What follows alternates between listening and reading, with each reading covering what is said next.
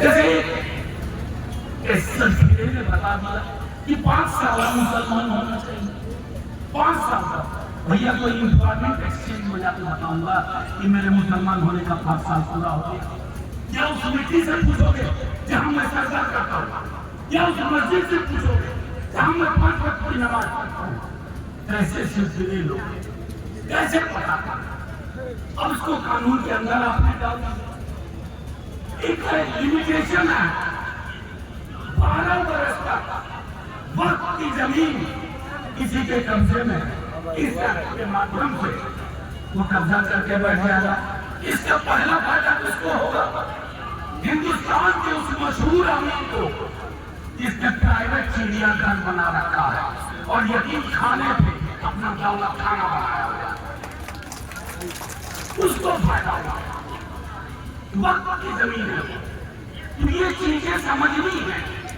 इसको कभी हमको नहीं कहना है कि मुसलमान, ये हिंदू मुसलमान की दोस्ती पे हमला है, आपके हाथ पकड़ने पे हमला है। हाथ छूटना चाहिए, हाथ पकड़ के लड़ाई छूट जाएगी। और इसलिए मेरे नेता राष्ट्रीय अध्यक्ष, मैंने कहा बीमार हर पल पता कर रहे थे अब क्या हुआ, अब क्या हुआ, वोटिंग में क्या हुआ। और जैसे ही हम हार गए, राज्यसभा में कम नंबर से हारे, हमें हमारे हिसाब से ज्यादा वोट मिले, लेकिन फिर भी हार गए। उन्होंने कहा सर्वोच्च न्यायालय जाओ। ठीक उसी क्षण पर यह सुनने का फोन आया कि हम लोग को सर्वोच्च न्यायालय जाना चाहिए। और उन्होंने प्रेस कॉन्फ्रेंस की और कहा कि नवंबर में सरकार बनेगी, ये कहा जाएगा डस्टबिन में, कूड़ेदान में ये कानून जाएगा। उसकी सही जगह कूड़े कचरे के बीच ही है। कूड़े कचरे के बीच में जाकर के आप उसको रख सकते। एक आखिरी चीज कहने कहूंगा आप सबों से,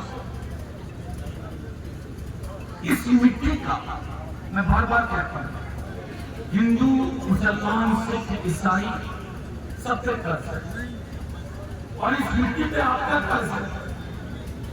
ये हम दो कर्ज लेने देने वालों के बीच में, यानी हमारे और हमारी मिट्टी के बीच में, इसमें कोई सुदखोर महाजन आकर आग लगाने की कोशिश करे, सावधान रहिए। कई रहनुमा आएंगे इसी दौर में अलग अलग रंग के झंडे लेकर के। आपको तिरंगा देखना है, अपनी पहचान देखनी है और इन बच्चों का मुस्तकबिल देखना है। और वो जो देश, वो जो करार मौलाना आजाद, जवाहरलाल नेहरू, गांधी और आइन के माध्यम से बाबा साहब भीमराव अम्बेडकर, उस करार को बचा के रखेंगे किसी भी कीमत पर। बस यही गुजारिश करूंगा।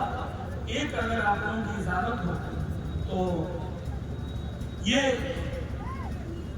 पाकिस्तान के मशहूर शायर हबीब जानी साहब